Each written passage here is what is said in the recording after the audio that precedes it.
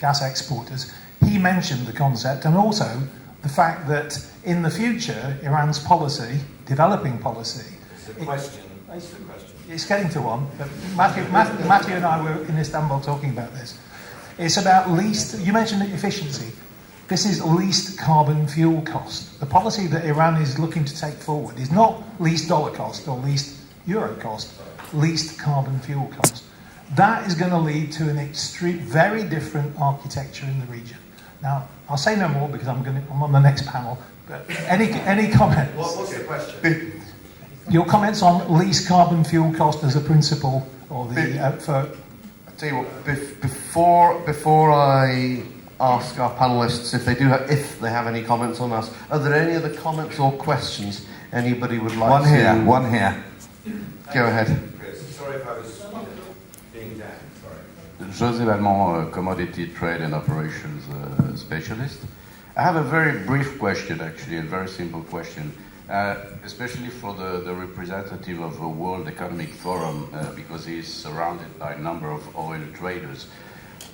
What is being done at the moment for addressing one inefficiency which I would consider to be corruption? And I'm going to then go take a third question, then I'm going to invite the panelists to comment on all three. Ruben, go ahead. Ruben, really, it's going to be very short, but we'll just do this chap here first. Good morning, David Bleasdale, CTEC Africa. I'm also on the next panel, but I will be quick. Question for Peter. One area which is going to be seismic for the oil industry in the next 5 years is MARPOL. The changes to the fuel oil specifications likely to happen in 2020, in my view.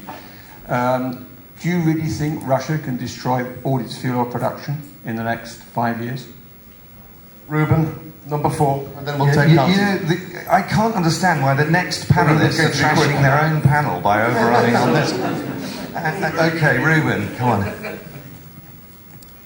I have actually 2 questions. Oh, Ruben! One is for... No. As long as they're short, they're fine. No, very important questions. One is for my colleagues from ex-Soviet Union. How the collapse in Russian ruble affected the rates of national currencies, and in that sense, how it also affects the investment and in your energy sector, if it is related to the use of local currency. And a question to World Economic Forum.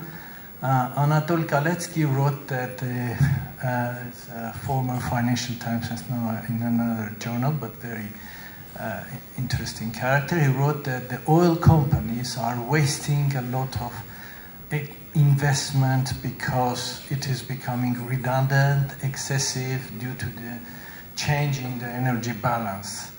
How would you comment on his claim? Okay, I'd like to invite short comments from each of the panelists to the issues raised by the questions in the same order as the speakers spoke. Peter. Thank you. Taking David's question first. Before we started, David said he was looking forward to hearing me speak, but I think his motivation was questionable. I think he was looking forward to me falling flat on my face. I am actually latterly been trading clean products, but my mind is still dirty. So when anybody tells me that we're going to destroy fuel oil, I get quite upset. Russia spent a great deal of money on upgrading in the last couple of years and will continue to spend more money on upgrading. They're going to reduce the amount of surplus fuel oil and replace it with surplus diesel, higher value. When you build a cat cracker, for instance, one of the fuel oil destroying machines, you build it on the basis of the differential between the gas oil price and the fuel oil price. What has been quite surprising in the last 12 months is the crack spread for gas oil has reduced, diminishing the return for building those cat crackers. I think they will continue to, with this process, there will be less fuel oil, there will be more gas oil. In terms of Ruben's question, we'll talk about those bonds and the long-term risk of investing in Russia. When you're investing in energy-related commodities like gas and oil, you're actually spending rubles but earning dollars. So you have dollars to repay your bonds. So actually the devaluation in the ruble, which has been quite marked, is positive for inward investment in Russia and will not be terribly burdensome to repay those debts because of the dollar income. Murat. Just speak. Yes. Okay. Yes, to Ruben's question about the Russian ruble. Hold the microphone up to... Sorry, yes.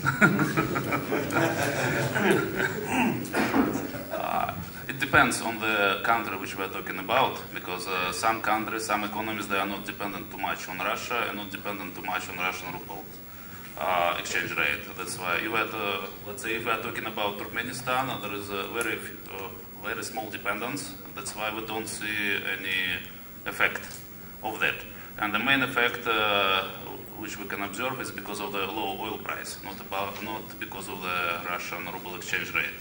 And I think the same story is about Azerbaijan, but some other countries, they are much more dependent, like Kazakhstan, and we see the double effect of low oil price, and also because of their dependent or somehow interconnected a lot with Russia, we see the effect also on the national currency in Kazakhstan. And I think the same story is Kyrgyzstan, Uzbekistan, and Tajikistan. Because normally all these countries, they were very much dependent on Russian economy and Russian supply of energy. Okay. Mamuka. Well, I totally agree with Murat's statement. I actually travel a lot in that region. However, I do believe that the currency exchange fluctuation is the biggest macroeconomic challenge now for the governments of these countries. As for Georgia, our main trade partner is EU, so we don't have as big exposure to the Russian economy as our other neighbors have, and of course we are closely monitoring all the timeline of the projects which are crossing our territory, and we are happy to see that we don't see any delays. So,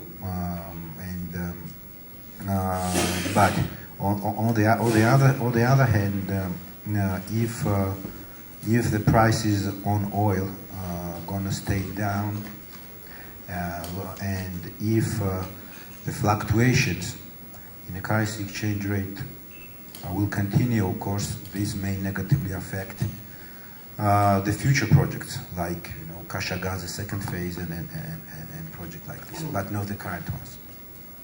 Okay. Matej. Thanks, Matthew. So the emissions efficiency question, well, it's actually very interesting to learn. I was not aware that Iranians were taking this into one of the, let's say, competitive advantages for them. For example, Canadians, for them, it's an imperative to address that. The oil sands are seen as the most emitting than average. So the industry there is really working together. They even set up very recently an innovation hub that is investing, like providing financing for innovation in order to address that. I guess you are thinking more about the value chain, the whole value chain. Efficiency, they are really focusing on upstream side. But definitely it's of question, well, companies are trying to work together on that, because probably when you work together you can share risk and cost better. It's hard to improve on your own. Well, I think it's a great point, and definitely there is some progress, but I think a long way to go. And for the long-term viability of oil especially, very important aspect. Well, maybe then now waste. I think the question was in the context of stranded assets. What was it about that companies invest too much today because there is no demand in the future? This is what you meant? Or you were thinking about this was I was saying, that basically they produce too expensively?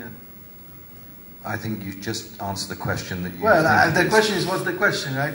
If this is about stranded assets... I really don't want that debate to start. No, Ruben, please. We don't have time for that. Well, Matej, your sentence is now going to be the final before we adjourn for lunch. I know there's a lot of other questions and interest out there.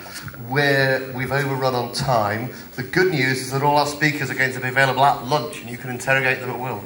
So Matej is about to make the last comments of the panel. What I wanted to say, if it was stranded assets, I think now, as also David and others on first panel were saying, now the issue will be probably to cover demand 5 years from now, and I guess we need to think about that too.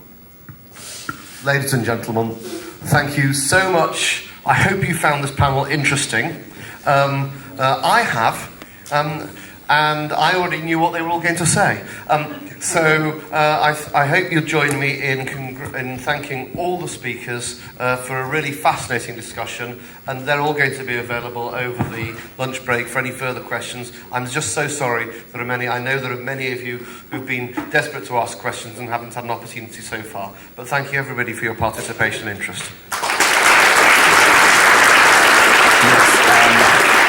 Thank you very much to Matthew and all the panellists. Thank you to Gentium Law for being sponsors of the event. I think there's a learning curve for us. I think the panel needs to be an hour and a half long. Thank you very much, everybody. We are now having the Africa panel. Thank you, colleagues.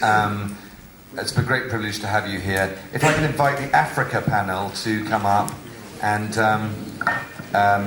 we're going to have a presentation next.